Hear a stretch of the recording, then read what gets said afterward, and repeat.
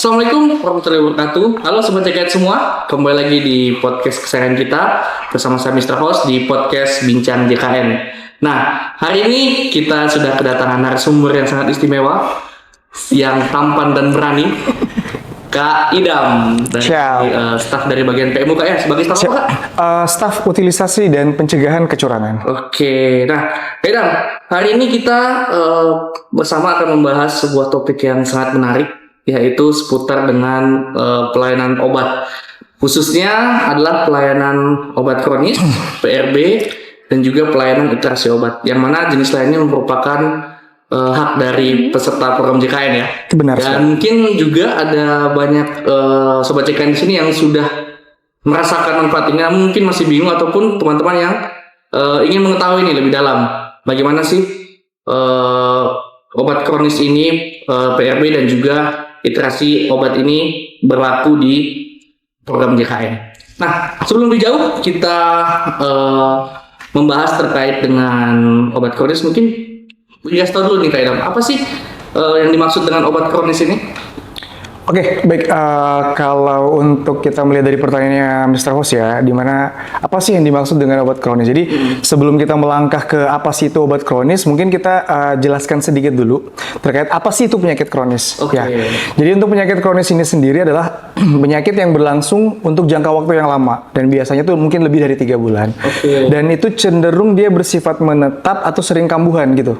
Kalau bahasanya orang. Jadi penyakit-penyakit ini tidak selalu bisa disembuhkan sepenuhnya, tapi bisa dikendalikan. Jadi harapannya dengan nanti adanya program kronis atau program obat kronis atau program PRB itu bisa mengendalikan dan bisa pasien itu bisa lebih produktif lagi untuk kedepannya. Dan di BPJS Kesehatan sendiri itu ada program seperti tadi Mr. Ho sampaikan ya, ada namanya program itu pengelolaan penyakit kronis, di mana program ini merupakan serangkaian layanan yang dirancang untuk membantu pasien dengan penyakit kronisnya. Jadi dia bisa mendapatkan penanganan berkelanjutan, teratur, dan terpantau. Jadi harapannya itu kondisi mereka itu bisa tetap stabil dan bisa menjaga kualitas hidup mereka tetap terus meningkat. Dan juga program ini juga bisa membantu dari sisi BPJS Kesehatan sendiri untuk bekerja lebih efisien. Jadi untuk obat kronis ini sendiri adalah obat yang digunakan secara rutin dan jangka panjang. Jadi untuk mengelola penyakit kronis ini kan seperti kita ketahui bersama mungkin pada beberapa seperti hipertensi, diabetes, dan asma. Dan obat ini tidak langsung menyembuhkan. Jadi obat-obat kronis ini bukan berarti dia ketika diminum bisa langsung menyembuhkan penyakit kronis tersebut. Tapi obat ini penting untuk menjaga kondisi pasien itu untuk tetap bisa stabil dan mencegah adanya komplikasi. Mungkin itu sedikit pengertian dari penyakit kronis dan obat kronis. Oke, berarti obat kronis ini membantu pasien penyakit kronis itu tetap stabil dalam benar. Jadi harapannya kan angka harapan hidup mereka bisa lebih tinggi lagi. Iya, betul. Nah, tadi dikatakan bahwa penyakit kronis yang membutuhkan pelayanan obat kronis ini adalah penyakit yang berlangsung 3 bulan atau lebih. Lebih dari 3 bulan. Cenderung menetap begitu ya. Iya, jadi sering-sering kambuh kayak gitu. Kalau jenisnya sendiri penyakit seperti apa Kak? Kalau kita sih untuk jadi kan seperti yang tadi disampaikan bahwa ini adalah penyakit-penyakit yang berlangsung lama ya. Kalau untuk dari sisi dari program JKN sendiri tuh diantaranya yang bisa saya sebutkan yang pertama mungkin adalah hipertensi, ada diabetes mellitus, ada asma, ada juga penyakit paru obstruktif kronis atau biasa disingkat dengan PPOK, ada juga penyakit jantung, stroke, lupus, ada juga itu biasa orang bilang juga gagal ginjal kronis, skizo, epilepsi, dan ada beberapa penyakit-penyakit lain yang rata-rata yang semua penanganannya itu memerlukan jangka waktu yang lama seperti itu. Penyakit kronis. Oke, jadi itu semua yang tergolong oleh dalam penyakit kronis ya, dan bisa mendapatkan pelayanan obat kronis. Benar sekali. Oke, baik. Apakah semua obat kronis ini bisa dijamin oleh BPJS Kesehatan, ditanggung atau? Sebagian besar iya ya. Jadi kalau untuk patokan atau pedoman yang kita gunakan dalam program JKN ini dalam mengelola obat kronis sendiri itu kita masuk dalam formularium nasional, di mana dalam formularium nasional itu juga sudah mencantumkan nama-nama obat-obat apa saja yang bisa kita gunakan dalam pengelolaan penyakit kronis ini. Dan juga dari BPJS Kesehatan sendiri berkomitmen bahwa obat-obat yang sifatnya esensial itu yang dan dibutuhkan pasien itu pasti kita upayakan tetap ada di dalam formularium nasional tersebut. tersebut. Seperti itu.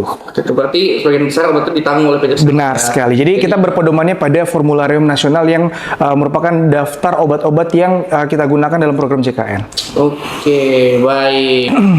Kita mungkin lanjut pembahasannya ke PRB atau ke program rujuk balik. Benar. Nah, mungkin bisa dijelaskan dulu itu sebelum kita lebih lanjut. Apa itu sih PRB di program rujuk balik ini dan apa hubungannya dengan obat kronis, penyakit kronis ini tentunya? Siap. Ya. Baik, kalau kita kan tadi membahas terkait masalah obat kronis ya. Jadi kalau kita ketahui obat kronis tadi adalah penyakit-penyakit yang berlangsung lama, dan kalau untuk PRB ini sebenarnya hampir sama juga. Dia yang kita tangani adalah penyakit kronis, namun secara ketentuan pada Permenkes 28 2014 itu sudah disebutkan juga ada 9 diagnosa kronis yang dimana bila diagnosa kronis atau penyakit kronis tersebut dikategorikan stabil oleh dokter spesialis di rumah sakit, nantinya pasien-pasien tersebut kita kembalikan ke FKTP yang nantinya pasien tersebut sudah tidak perlu lagi berkunjung ke fasilitas kesehatan tingkat lanjut, nantinya dia tinggal mengkonsumsi obat secara rutin saja selama kondisinya masih tetap stabil. Seperti itu. Jadi untuk secara definisinya ya, program rujuk balik ini adalah program pelayanan lanjutan bagi pasien yang penyakit kronis itu yang sebelumnya dirawat di rumah sakit dan ditetapkan sudah stabil.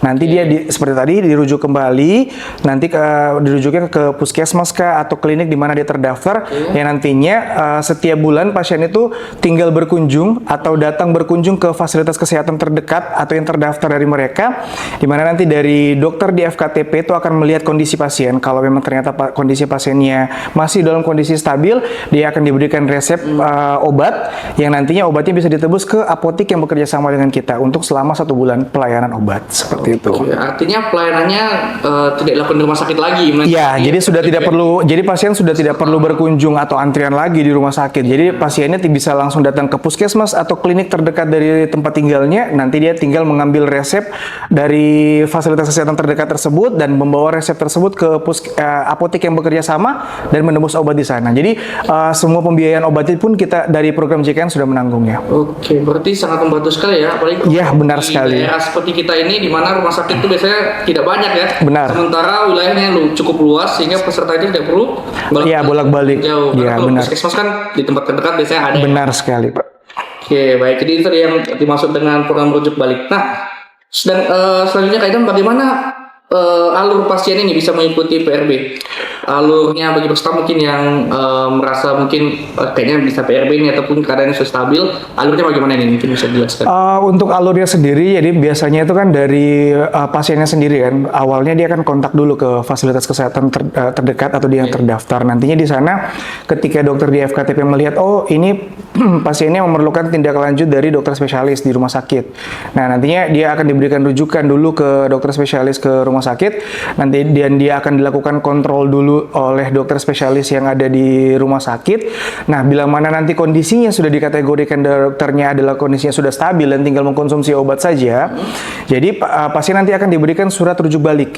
Nah, surat rujuk balik ini nanti diserahkan kepada pasiennya sambil diberikan edukasi bahwa nanti berikutnya karena kondisinya sudah terkategori stabil, pasien sudah tidak perlu lagi jika tidak ada kondisi-kondisi tertentu ya. Jadi kalau umpamanya kondisinya masih dalam kategori stabil, nanti berikutnya dia tinggal berkunjung saja ke puskesmas atau klinik terdekat. Nantinya cek kesehatan di sana dengan kondisinya yang stabil, nanti akan diberikan resep obat PRB yang nantinya dia bisa tebus kembali ke apotek PRB yang sudah ditetapkan atau yang sudah bekerja sama dengan BPJS Kesehatan setempat. Seperti itu. Oke, berarti alurnya cukup mudah sebenarnya. Iya, harusnya. Jadi nanti kalau memang tidak ada kondisi-kondisi tertentu, pasien tidak perlu lagi berkunjung ke rumah sakit. Jadi dia tinggal rutin saja mengambil obat setiap bulan di apotek yang kerjasama, tapi sebelumnya kita berkunjung ke puskesmas dulu untuk mengambil resep. Benar. Oke, baik. Banyak disampaikan tadi, Adam. Apa manfaat PRB ini bagi pasien dan sistem pelayanan secara luas? Untuk manfaatnya sendiri mungkin sedikit disinggung tadi ya. Jadi karena dia sudah tidak perlu berkunjung lagi ke fasilitas kesehatan tingkat lanjut, pasti dia akan lebih banyak menghemat waktu dan biaya ketimbang harus antri lama-lama menunggu ke poli, habis itu menunggu lagi antrian obat kan. Jadi secara manfaat untuk pasien sendiri pasti akan menghemat waktu dan biaya transportasi. Terus juga dikarenakan untuk pelayanannya sendiri dia tinggal datang berkunjung ke fasilitas kesehatan terdekat dari dia, yaitu pasti memudahkan akses layanannya. Kemudian juga secara pelayanan pasti akan lebih cepat. Jadi dia tinggal datang ke puskesmas, antri sebentar, apalagi kalau sekarang kan sudah dibantu juga adanya mobil JKN, itu bisa langsung antri ambil nomor antrian dari rumah, bisa langsung ke puskesmas, nanti dia langsung diperiksa. Betul. Ketika diperiksa kan tinggal diberikan resep dan tidak perlu antri lagi, dia langsung boleh ke apotek PRB dan juga tinggal langsung mengambil obatnya. Jadi dari sisi ini sebenarnya juga bisa membantu atau meningkatkan fungsi dari FKTP sendiri dalam hal mengontrol pasien-pasien kronisnya, seperti itu. Oke, luar biasa sekali ya berarti manfaat dari PRB ini ya. Iya, benar. Nah, pertanyaan selanjutnya Dam, apakah PRB ini berlaku untuk penyakit tertentu atau lebih luas lagi atau bagaimana? Nah, seperti yang tadi kita sampaikan di awal ya, jadi kan kalau untuk penyakit kronis tadi, ini penyakit-penyakit yang pengobatannya untuk jangka waktu lama. Nah, jadi tidak menutup hanya ada 9 diagnosa tadi yang mungkin sudah saya singgung sebelum di awal. Nah, kalau untuk PRB sendiri memang cuma spesifik 9 diagnosa. Oke. Jadi hanya 9 diagnosa saja yang memerlukan pengobatan jangka panjang. Ya, jadi seperti yang tadi, mungkin minusnya saja itu yang belum ada saat ini adalah gagal ginjal kronik. Jadi ada hipertensi, diabetes, asma, PPOK, jantung, stroke, epilepsi, skizo, sama lupus. Itu yang ada termasuk dalam 9 diagnosa yang bisa kita program rujuk balikan ketika dokter di fasilitas kesehatan tingkat lanjut itu sudah menetapkan bahwa dia dalam kondisi stabil dan tinggal melanjutkan pengobatan saja rutin setiap bulannya. Seperti itu. Oke, berarti para peserta JKN dengan penderita penyakit yang disebutkan tadi. Ya, 9 diagnosa penyakit. 9 diagnosa tadi itu bisa mendapatkan program PRB ini. Benar. Gitu ya. Oke. Nah, tadi sudah nih terkait PRB dan juga obat kronis nih. Terus ada satu lagi nih pelayanan yang mungkin banyak juga yang perlu diketahui oleh peserta JKN, yaitu iterasi obat. Mungkin ini ada hubungannya ya sedikit ya dengan obat kronis ataupun PRB ini kayaknya. Mungkin bisa dijelaskan dulu nih apa sih yang dimaksud dengan iterasi obat itu dan gimana sih cara kerjanya itu? Baik, untuk iterasi obat ya. Jadi kalau kita lihat dari katanya iter ya, kalau kita mungkin teman-teman yang medis juga tahu ya, untuk iter itu artinya diulang ya. Jadi sebenarnya konsep untuk iterasi obat ini merupakan mekanisme pemberian obat lanjutan itu tanpa pasien mesti harus berkunjung kembali ke poliklinik atau ketemu sama dokter dulu untuk konsul, baru dikasihkan obat. Jadi sebenarnya ini suatu mekanisme yang kita buat untuk memudahkan pasien-pasien yang tidak masuk atau dia masih dalam kondisi yang belum stabil untuk di PRB kan, tapi dalam kondisi kronisnya dia terkategori stabil oleh dokter. Dalam artian dia tetap mesti harus melakukan kunjungan dulu setiap bulannya, tapi untuk pengobatannya itu cukup sekali sebulan gitu. Jadi ada mekanisme yang namanya iterasi di mana pasiennya itu tidak perlu kontrol ulang ke dokter selama kondisinya stabil. Nanti jadi misalnya ya, kalau pasiennya datang ke dokter, lalu dokter nanti akan meresepkan dengan keterangan diiterasikan, maka pasien itu cukup datang ke apotek saja untuk bulan berikutnya tanpa harus datang berkunjung ke poliklinik lagi untuk bertemu dengan dokter, karena dokter sudah menilai pasien ini sudah dalam kondisi kronis stabil tapi belum bisa dikategorikan sebagai pasien yang mau dirujuk balik atau PRB tadi. Seperti itu untuk iterasi. Berarti yang menentukan itu dokter ya? Benar sekali. Jadi dokter spesialis itulah yang menentukan bahwa ini pasien apakah bisa kita lakukan kronis, apakah kita bisa lakukan iterasi di kronisnya, atau apakah bisa kita kembalikan ke FKTP-nya untuk dilakukan PRB, seperti itu. Oke, baik. Nah, selanjutnya nih, apa syarat agar pasien ini bisa mendapatkan resep iterasi obat ini? Nah, seperti yang tadi kan, jadi yang bisa dilakukan iterasi ini adalah pasien-pasien yang menderita penyakit kronis, tapi masih sudah dalam kategori menuju stabil atau stabil. Oke. Nah, dan juga harus ada dari penilaian dokter sendiri melihat bagaimana kondisi pasien, apakah memang memungkinkan untuk dilakukan pengobatan itu selama sebulan penuh.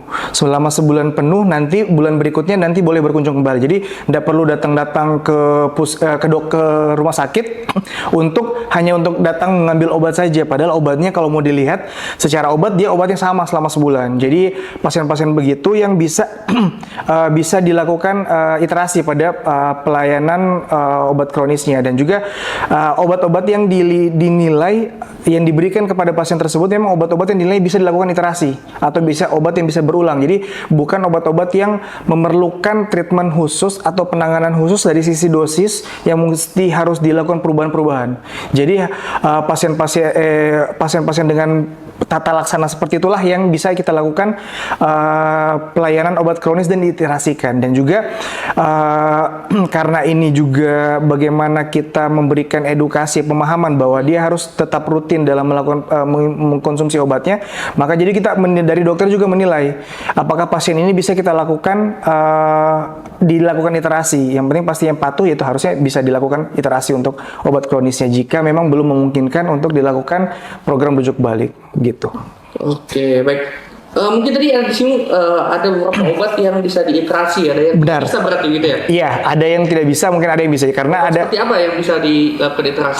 Kalau berdasarkan si pengalaman yang saat ini ya, yang selama berjalannya program JKN ini sendiri, ada beberapa seperti contohnya itu obat antihipertensi yang cara minum atau aturan minumnya biasa sudah kita tetapkan di awal. Jadi untuk kontrolnya pun bisa dilakukan sebulan sekali. Tapi kalau memang ternyata kondisinya belum bisa dilakukan kontrol seperti itu, mungkin ada treatment khusus lagi. Mungkin kita kroniskan dulu, tapi kita belum bisa lakukan iterasi pada obat kronisnya. Dan juga ada seperti obat anti diabetes sama obat asma.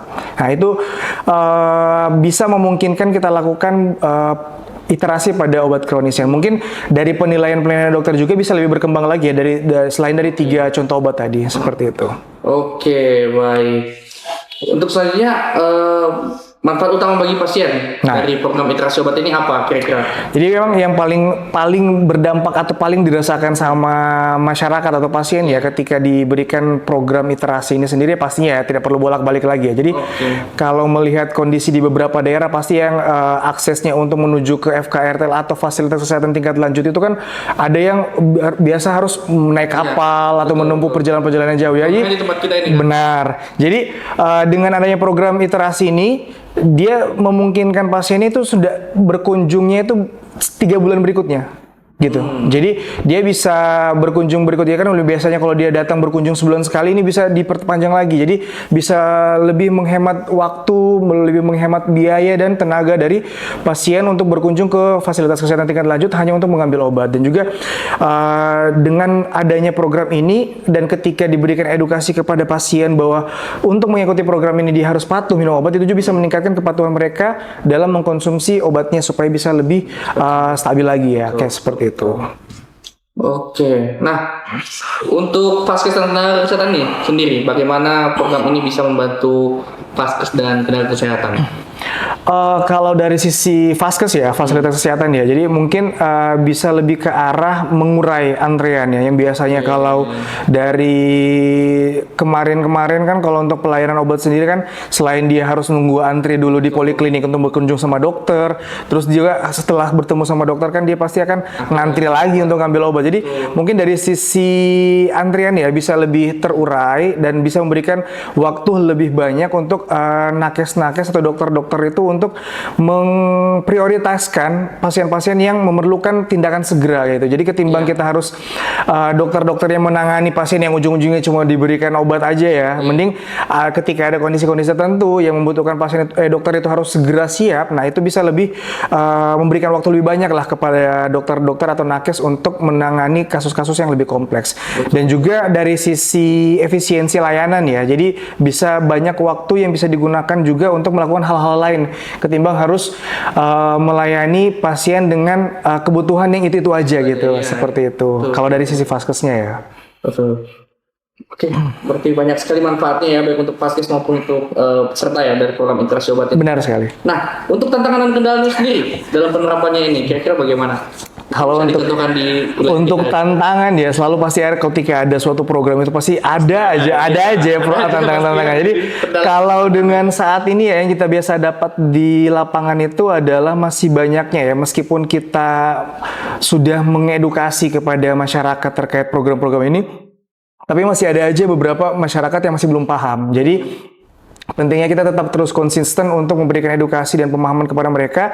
Dan juga ada beberapa case itu yang mereka itu agak gimana ya, mindsetnya enggak terlalu mempercayai ketika oh ini nggak perlu lagi ke dokter, jadi kalian boleh langsung ambil. Jadi masih ada terkadang kita temukan itu pasien-pasien yang mempunyai mindset seperti itu, dimana kalau tidak ketemu dokter itu kayaknya nggak bakal sembuh gitu, padahal ujung-ujungnya kan ketika ketemu dokter obat yang dikasih sama juga kayak gitu. Dan juga dari sisi Vaskes biasa terkadang Vaskes itu masih ada yang beberapa yang masih belum siap dari sisi Sarpras dengan SDM-nya. Dan juga yang menjadi PR penting itu adalah ketika mana edukasi yang kita berikan itu masih belum tertangkap optimal sama pasiennya, sehingga kadang pasien itu jadi lupa minum obat. Akhirnya dampaknya ujung-ujungnya adalah pasien tertunda minum obatnya, kondisinya yang diharapkan harusnya stabil malah tidak stabil lagi karena memang sudah tidak terkontrol lagi obat. Tapi harapannya kan kita tetap harus mengupayakan bahwa program ini kita beri edukasi yang pemahamannya maksimal kepada pasien atau masyarakat seperti tentunya itu. Tujuan dari program ini baik ya untuk sangat baik pasien sekali. dan juga untuk fasilitas kesehatan maupun tenaga kesehatan. Benar. Nah, saran dari PJS nih terkait ataupun terkait dengan literasi obat dan PRB dan sebagainya. Kalau untuk saran ya, mungkin dari sisi pribadi juga atau dari sisi kita juga dari manajemen BPJS, mungkin kita bisa lebih bagaimana caranya kita bisa mengoptimalkan edukasi kepada pasien dan keluarga pasien secara terus-menerus. Jadi tidak bosan-bosan nih kita akan memberikan edukasi, baik itu dari sisi BPJS Kesehatan ketika pasien ada datang berkunjung ke kantor, atau dari sisi fasilitas kesehatan itu yang selalu berhadapan dengan pasien. Jadi bila mana mereka sudah menerapkan program ini, pasti ya kita tetap mengingatkan atau kita tetap menginformasikan kepada mereka bahwa edukasi itu penting sekali kepada pasien-pasiennya. Jadi harapannya tidak sampai putus atau tidak cuma sebatas ketika mereka sudah mendaftarkan pasien ini sebagai peserta PRBK atau mendaftarkan sebagai peserta kronis atau literasi, tapi mereka juga memberikan edukasi yang optimal atau maksimal kepada pasien dan keluarga pasien agar program ini bisa berjalan dengan baik. Dan juga kalau dari sisi penyedia obat dalam hal ini apotek ya, jadi saran kami sih bagaimana caranya mengoptimalkan peran dari apoteker sendiri juga bila mana ada pasien yang berkunjung ke apotek untuk mengambil obat, itu bisa diberikan edukasi juga terkait bagaimana tata cara mengkonsumsi obatnya, kapan ini obatnya diminum, dan apa yang harus dilakukan, dan bagaimana mengatur jadwalnya. Itu juga penting dari sisi apotek. Dan juga bagaimana kita juga dari berkolaborasi juga dengan fasilitas kesehatan agar bisa membuat atau memberikan informasi atau gimana ya, kita sharing kepada masyarakat itu bagaimana cara mereka bisa mengatur jadwal mereka dalam hal berkunjung atau dalam hal mereka untuk pengambilan obat, minum obat. Itu bisa juga kita berkolaborasi seperti tadi ke apoteker, bisa juga ke rumah sakit ya yang menunjuk atau yang mendaftarkan pasien tersebut ke program PRBK kayak gitu. Jadi harapannya ini juga kita bisa mendorong Vaskes untuk meningkatkan sosialisasi dan penerapan literasi secara bertahap nanti ke depannya. Seperti itu. Sehingga program ini bisa berjalan lebih optimal, benar sekali. Ya. Intinya kami membutuhkan peran semua pihak dalam hal ini tentunya untuk ikut bersama-sama menyukseskan program ini. Benar sekali. Mungkin ada closing statement dari Kak Idam? Closing statement ya. Mungkin untuk sedikit saja sih dari saya pribadi ya. Jadi dimana untuk sahabat JKN semua, dimana yang hidup dengan penyakit kronis itu sebenarnya bukan akhir dari segalanya. Dengan pengelolaan yang tepat melalui program pelayanan obat kronis, program rujuk balik, literasi obat, dan layanan JKN lainnya, harapannya kita bisa tetap hidup sehat, aktif, dan produktif. Ingat, kuncinya ada pada kepatuhan dan semangat untuk terus menjaga kesehatan. Tetap semangat bersama JKN. Oke, baik. Luar biasa sekali Kak Idam. Baik, terima kasih banyak Kak Idam atas sharingnya ataupun atas informasinya kepada kami semua terkait dengan pembahasan kita di hari ini. Tentunya banyak sekali ilmu baru yang kita dapatkan dan semoga bisa bermanfaat bagi sobat JKN semua dimanapun berada. Baik, dengan demikian saya tutup acara kita di sore hari ini. Terima kasih banyak Kak Idam sekali lagi. Sama-sama, terima kasih Mr. Ros. Podcast kami selanjutnya karena masih banyak pembahasan ke depan yang kami butuhkan. Oke, baik. Demikian Sobat JKN, podcast kita saya akan tutup. Selamat sore, sampai jumpa di podcast selanjutnya. Bye-bye. Bye-bye.